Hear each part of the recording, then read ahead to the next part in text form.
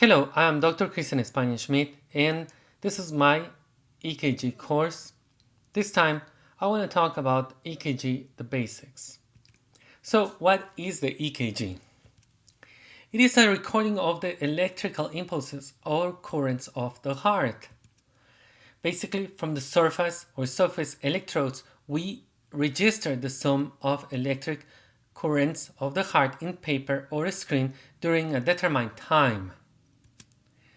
The action potential. So this is an action potential, and if we could put electrodes inside the cell, this is what we will see. Cells that are excitable have rest potentials. Those rest potentials are usually a negative potential, and we're talking about a negative polarity, usually minus 90 millivolts. In order for the cell to become active or to be excited, the cells need to be depolarized, or the negativity of the cell needs to go up into a positive state. This is called depolarization. The depolarization, and then the cell needs to repolarize in order to go to its rest state or negative state. This is mediated by many things or many events that occurs at the cell membrane. We can see this as the phases of the repolarization. So the repolarization phase 0, it's basically the depolarization or the entry of sodium into the cell. This is usually caused by the stimuli, which usually is an electrical stimuli or a stimuli from other cell, and it's mediated by sodium getting into the cell, making the cell more positive. Once it reaches its threshold, then the other actions will start, and the repolarization will start. The phase 1 of repolarization is a plateau where where the cell starts losing potassium to keep its positive state. And then there's a phase 2 where the cell loses chloride in order to become a little bit more electronegative, but starts getting calcium in. And in the myocardium, calcium is one of the mediators of the myocardic fiber contraction. Then there is a third phase, which is usually mediated by the passive loss of potassium, which will make the cell more electronegative. And finally, the phase 4, or that will return to the resting state, mediated by the sodium-potassium ATPase. So if we superimpose an action potential or the summatory of the action potentials of the heart and an EKG, this is what we will see. The QRS corresponds to the depolarization and then so on the other parts of the EKG. Why the EKG looks so different then? It's because we are using a galvanometer. If you see my prior video or YPQRS, you will see that prior electrocardiographs are more similar to the action potential than the actual or the modern EKG. So the electrodes measure electric currents. If we would put an electrode inside the cells and an electrode outside the cells, and we will measure the changes of the currents, we will see that this. If the depolarization is going towards the electrode, we will see a positive deflection, or our needle going upward, producing a positive action potential illustration. If the if the current is going away, the needle will go down, for example, and will produce the illustration of a negative action potential. So basically, a current that is going towards the electrode will cause positive deflections, and a current that is going away from the electrode will cause negative deflections. Here, this is oversimplifying, but the atria will depolarize from right to left, the right ventricle from left to right, the left ventricle from right to left, and because the left ventricle is bigger than the right, we will have most of the forces going to the left and down.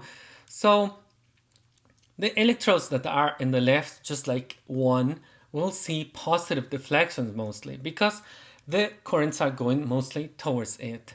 And the electrodes that are on the right, like AVR, will see mostly negative deflections because the forces that depolarize are going away from it. Okay, so the EKG is the registry of the electrical events of the heart over time. So how we do this? We have a structure and we have a standard EKG paper that will give us in the vertical plane the voltage and in the horizontal plane the time. So 1 millimeter in the vertical plane equals 0.1 millivolts and 5 millimeters 0.5 millivolts. So 2 millimeters will be 1 millivolt. And the paper runs at a constant velocity of 25 millimeters per second. And one small square or millimeter will be 0.04 seconds or 40 milliseconds. And 5 millimeters, or these big boxes that we call it sometimes, will be 0.20 seconds or 200 milliseconds. If we know these measurements, we can actually figure out how long it took from one event to the other to occur, and we can figure out how many times an event occurs every minute. So, the QRS have many moments that we need to know. So the isoelectric is the line that is the baseline. So we call it isoelectric. The cardiac cycle goes from the beginning of the P all the way to the end of the T or the U wave. The U wave is not always there. So the P wave or the atrial depolarization, very important to know. The PR interval is from the beginning of the P to the beginning of the QRS.